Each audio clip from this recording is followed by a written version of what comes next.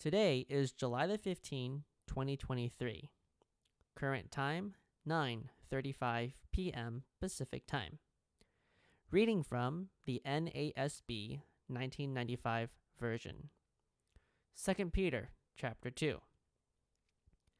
But false prophets also arose among the people, just as there will also be false teachers among you, who will secretly introduce destructive heresies, even denying the master who bought them, bringing swift destruction upon themselves.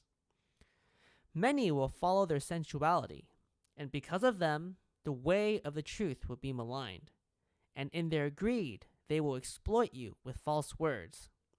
Their judgment from long ago is not idle, and their destruction is not asleep. For if God did not spare angels when they sinned, but cast them into hell and committed them to pits of darkness reserved for judgment, and did not spare the ancient world, but preserved Noah, a preacher of righteousness, with 7 others, when he brought a flood upon the world of the ungodly.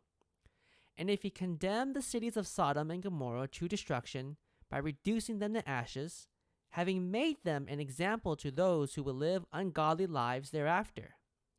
And if he rescued righteous Lot, oppressed by the sensual conduct of unprincipled men. For by what he saw and heard, that righteous man, while living among them, felt his righteous soul tormented day after day by their lawless deeds. Then the Lord knows how to rescue the godly from temptation, and to keep the unrighteous under punishment for the day of judgment, and especially those who indulge the flesh in its corrupt desires and despise authority.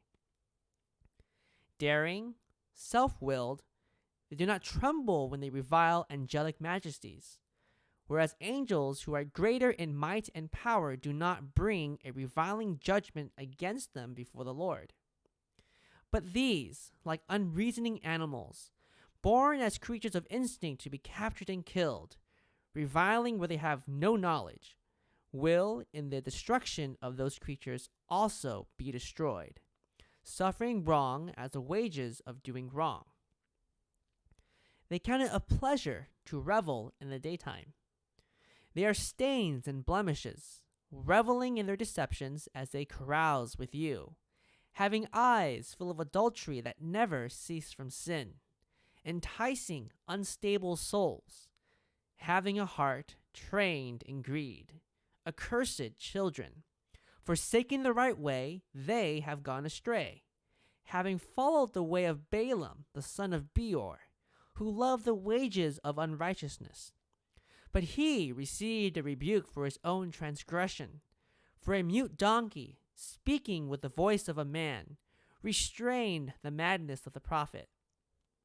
These are springs without water and mists, driven by a storm, for whom the black darkness has been reserved. For speaking out arrogant words of vanity, they entice by fleshly desires, by sensuality, those who barely escape from the ones who live in error, promising them freedom, while they themselves are slaves of corruption. For by what a man is overcome, by this he is enslaved. For if, after they have escaped the defilements of the world by the knowledge of the Lord and Savior, Jesus Christ, they are again entangled in them, and are overcome, the last state has become worse for them than the first. For it would be better for them not to have known the way of righteousness than having known it, to turn away from the holy commandment handed on to them.